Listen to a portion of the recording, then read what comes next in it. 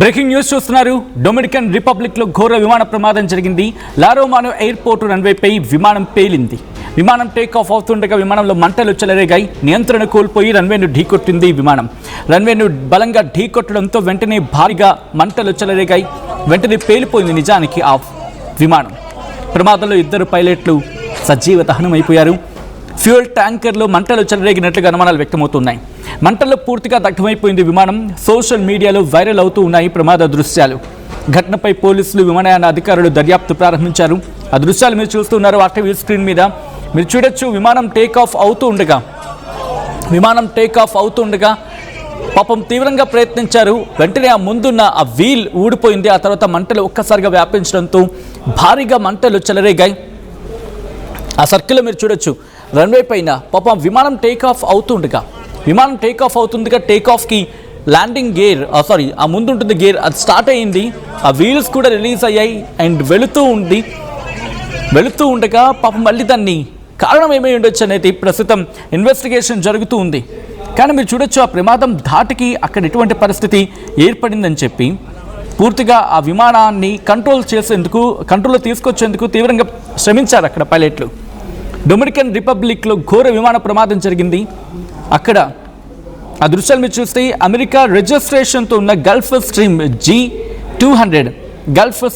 G200 విమానం ప్రమాదానికి గురైంది. ప్రైవేట్ జెట్ అది. ఆ ప్రైవేట్ జెట్ ఒక్కసారిగా ప్రమాదానికి గురి కావడంతో అందులో ఉన్న పైలట్లు 2 ఆ ఘటనా ప్రదేశంలోనే తుదిశ్వాస విడిచారు. ఆ మంటల్లో సజీవ దహనం అయిపోయారు. లారోమానో ఇంటర్నేషనల్ ఎయిర్పోర్ట్లో ఎమర్జెన్సీ ల్యాండింగ్కి ప్రయత్నిస్తూ ఉండగా క్రాష్ అయింది విమానం. రన్వేపై వేగంగా దూసుకెళ్ళింది విమానం. ఒక్కసారిగా ఒక పెద్ద ఫైర్ బాల్, పెద్ద అగ్నిగోళం అక్కడ మీరు చూడొచ్చు. ఎప్పుడు జరుగుతుంది ఇలాంటి సందర్భం, అంటే ఎప్పుడు జరుగుతుందంటే ఇలాంటి విమాన ప్రమాదాల గురించి మాట్లాడుకున్నప్పుడు మీరు చూడొచ్చు టేక్ ఆఫ్కి సిద్ధమైపోయింది. ఆ దృశ్యాలు చూస్తూ ఉంటేనే మనసు చిక్కుమంటుంది. ఎందుకంటే ఇఫ్ పాసిబుల్ దాన్ని చాలా స్లోగా పాజ్ చేసి చూపించగలం. ఒక్కసారి ఆపండి ఇఫ్ పాసిబుల్. అది చూడండి అక్కడ. అది ఒక్కసారి ఇక్కడ అది మీరు చూస్తే కనుక పాపం ఎంత అదుగు. Thank you so much PCR. మీరు చూడొచ్చు పాపం దాన్ని ఆ గాల్లోకి తీసుకెళ్లే ప్రయత్నం చేశారు.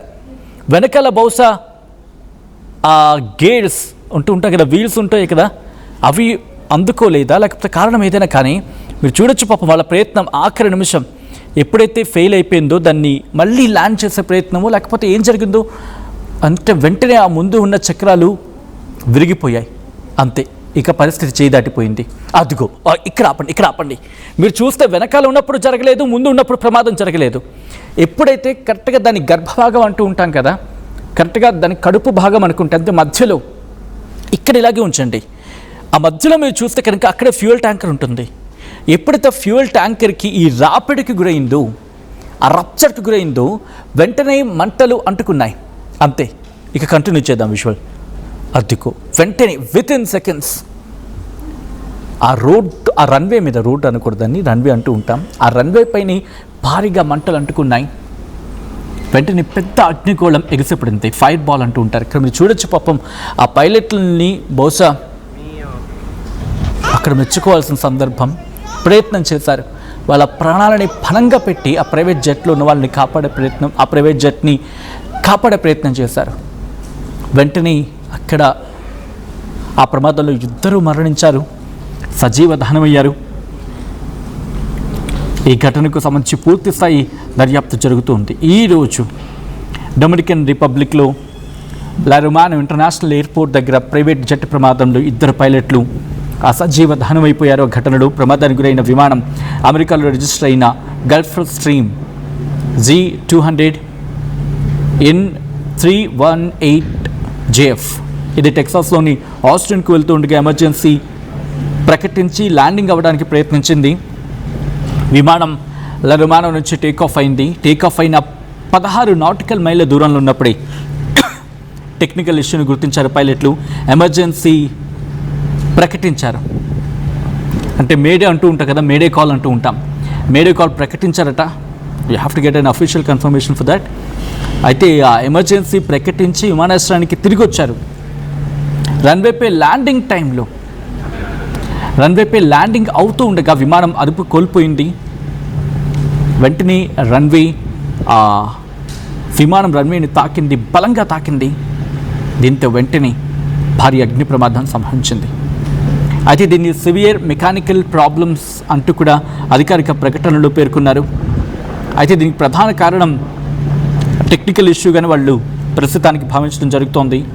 కొన్ని ప్రాథమిక నివేదికలు ఏమంటున్నాయంటే కనుక ఇంజిన్ ఫెయిల్యూర్ జరిగి ఉండొచ్చు అని చెబుతూ ప్రస్తుతం వాటిని కోట్ చేస్తూ ఉన్నాయి. సోషల్ మీడియాలో వాటి గురించి పెద్ద ఎత్తున చర్చ జరుగుతుంది. అయితే ఇది ఎక్కడ కూడా అఫీషియల్ కన్ఫర్మేషన్ రాలేదు. ఇంకా అఫీషియల్ కన్ఫర్మేషన్ ఎక్కడ రాలేదు. అయితే ల్యాండింగ్ సమయంలో నియంత్రణ కోల్పోయిందా? ఆ వీడియో కనుక మీరు గమనిస్తే విమానం రన్వే పైన అసాధారణంగా అంటే అన్యూజువల్గా బౌన్స్ అవుతూ కనిపించింది. అంటే ల్యాండింగ్ వేగం ఎక్కువగా ఉండడం, దాంతోపాటు ల్యాండింగ్ కాన్ఫిగరేషన్ ఇష్యూ, బ్రేక్ లేకపోతే హైడ్రాలిక్ ఇష్యూ కదా ట్రిగర్ అయ్యి ఉండొచ్చు అని చెప్పి, లేకపోతే టెక్నికల్ ఇష్యూ అంటే యాంత్రిక లోపం అంటూ ఉంటారు కదా దాని ప్రభావం అని చెప్పి. అయితే వాళ్ళు సేఫ్టీ ఆస్పెక్ట్స్ గురించి మాట్లాడుకుంటే ఎమర్జెన్సీ ప్రకటించడం వాళ్ళు సరైన నిర్ణయమే. పైలట్లు ఇష్యూని గుర్తించారు, వెంటనే ఎమర్జెన్సీ ప్రకటించారు. బహుశా మేడే కాల్ ఇచ్చి ఉండొచ్చు కాక. అయితే విమాన భద్రతలో మొదటిది, దాంతోపాటు అత్యంత ముఖ్యమైన ఇష్యూ ఇది చర్య కింద మాట్లాడుకుంటే. దాంతోపాటు రిటర్న్ టు ఎయిర్పోర్ట్ అనేది రిస్క్ని తెలియజేస్తూ ఉంది. టేక్ ఆఫ్ అయిన కొద్దిసేపటికి విమానం తిరిగి ల్యాండింగ్ కావాల్సి వస్తే అర్థం చేసుకోవచ్చు, ఇంధనం ఎక్కువగా ఉంటుంది. ప్రమాదానికి కారణం ఏంటంటే ఇదొక కీలకమైన ఫ్యాక్టర్. మీరు చూడొచ్చు, ల్యాండింగ్ అవుట్ ట్రై చేస్తూ ఉంది కదా, టేక్ ఆఫ్ అయిన కొద్దిసేపటికి విమానం తిరిగి ల్యాండ్ కావాల్సి వస్తుందంటే ఇంధనం ఎక్కువగా ఉంటుంది. దాంతోపాటు విమానం బరువు కూడా ఎక్కువగా ఉంటుంది, ల్యాండింగ్ పనితీరు తగ్గుతుంది, ప్రమాద తీవ్రత ఇంకా పెరుగుతుంది, ఎందుకంటే నిండుగా ఉంటుంది ఫ్యూయల్ అప్పుడే. అయితే అగ్ని ప్రమాదం ఎందుకు పెద్దదయ్యింది అనేది మాట్లాడుకుంటే గల్ఫ్ స్ట్రీమ్ G200లో 1000 లీటర్ల జెట్ ఇంధనం ఉంటుంది. ఎమర్జెన్సీ ల్యాండింగ్ టైంలో రెక్క దెబ్బతింటాయి, ఫ్యూయల్ ట్యాంక్ పూర్తిగా చిట్లిపోతుంది, స్పార్క్స్ వస్తాయి. దీనివల్ల ఏమవుతుంది, భారీగా ఫైర్ బాల్ అనేది ఎగసిపడే అవకాశం ఉంటుంది. అయితే విమానాశ్రయ అగ్నిమాపక సిబ్బంది అక్కడికి చేరుకున్నారు. వెంటనే ఎయిర్పోర్ట్ ఫైర్ సర్వీసెస్ రియాక్ట్ అయింది, రన్వే మూసేశారు, ఎమర్జెన్సీ ప్రోటోకాల్స్ వాళ్ళు ఎగ్జిక్యూట్ చేశారు. ఇదేమైంది, ఇది ఇంటర్నేషనల్ ఎయిర్లైన్స్ సేఫ్టీ గైడ్లైన్స్ ఉంటాయి కదా, వాటిల్లో ప్రతిదీ ఫాలో అయ్యే ప్రయత్నం జరిగింది. అయితే దర్యాప్తులో ఏం చూసే అవకాశం ఉంటుందంటే ఇంజిన్ భాగాల గురించి ఇన్వెస్టిగేషన్ ఏజెన్సీస్ కావచ్చు ఏవైనా కూడా ఇనీషియల్గా ఇంజిన్ భాగాల మీద కాన్సన్ట్రేషన్ చేస్తారు. ఫ్లైట్ డేటా రికార్డర్ని వాళ్ళు రికార్డ్ చేస్తారు, కాక్పిట్ వాయిస్ రికార్డర్ని బేస్ చేసుకుంటారు, మెయింటెనెన్స్ రికార్డ్స్ని వాళ్ళు అక్కడ చూడడం జరుగుతుంది. ఏటీసీ కమ్యూనికేషన్స్ అంటే ఎయిర్ ట్రాఫిక్ కంట్రోల్ కమ్యూనికేషన్స్ని వాళ్ళు 1కి 10 సార్లు చెక్ చేసుకుంటారు. పైలట్ల చర్యల గురించి వాళ్ళు ఏం చేస్తారు, వీటన్నిటిని అనాలిసిస్ చేస్తారు, విశ్లేషిస్తారు క్లుప్తంగా చెప్పాలంటే.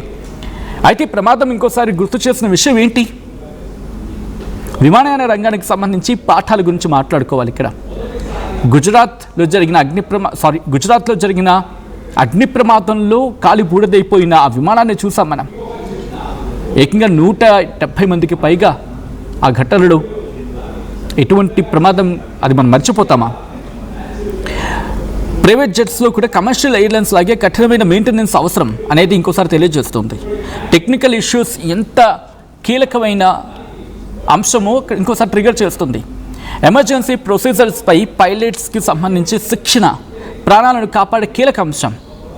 ఇటువంటి ఘటనలు జరుగుతున్నప్పుడు పైలట్లు కనుక బ్రతికి బయటపడితే ఎందుకు జరుగుతోంది, ఎటువంటి వ్యూహం ఉంది, కానీ ఒక్కసారి ట్రేస్ చేస్తే ఇటువంటి ఘటనలు జరిగినప్పుడు పైలట్లు, మీకు గుర్తుందా, సాధారణంగా ఈ డిఫెన్స్ వాటిలో ఉపయోగించే జెట్స్కి ఎప్పుడైనా ప్రమాదం జరుగుతుందని తెలిస్తే వాళ్ళకి అక్కడ పారాషూట్ లాంటి అవకాశం కల్పిస్తారు. అంటే వాళ్ళంటనే దాని నుంచి బయటకు వచ్చేలాగా, దాని నుంచి ఎజెక్ట్ అయ్యేలాగా. అంటే ఫర్ సపోజ్ జెట్లో వాళ్ళు కూర్చున్నారు, నడుపుతూ ఉన్నారు, అది ప్రమాదం జరుగుతుందని తెలిస్తే కనుక వాళ్ళు వెంటనే దాని నుంచి బయటపడచ్చు, అటువంటి అవకాశం ఉంటుంది వాళ్ళకి. సో ఇక్కడ కూడా అటువంటి ఛాన్సెస్ ఏవైనా కల్పించాలా? బహుశా technical experts, that airlines experts మాత్రమే మాట్లాడే సందర్భం ఇది. బహుశా ఆ వర్షన్ వస్తుందేమో చూద్దాం. అయితే చిన్న టెక్నికల్ ఇష్యూ అయినా కొన్ని నిమిషాల్లో ప్రాణాంతక ప్రమాదంగా మారిపోతుంది కదా. సో వీటన్నిటిని కూడా పరిశీలించుకోవాల్సిన సందర్భం, అంటే 1-2 సార్లు ఇంకా చెక్ చేసుకోవాల్సిన టైం అనుకోవాలి.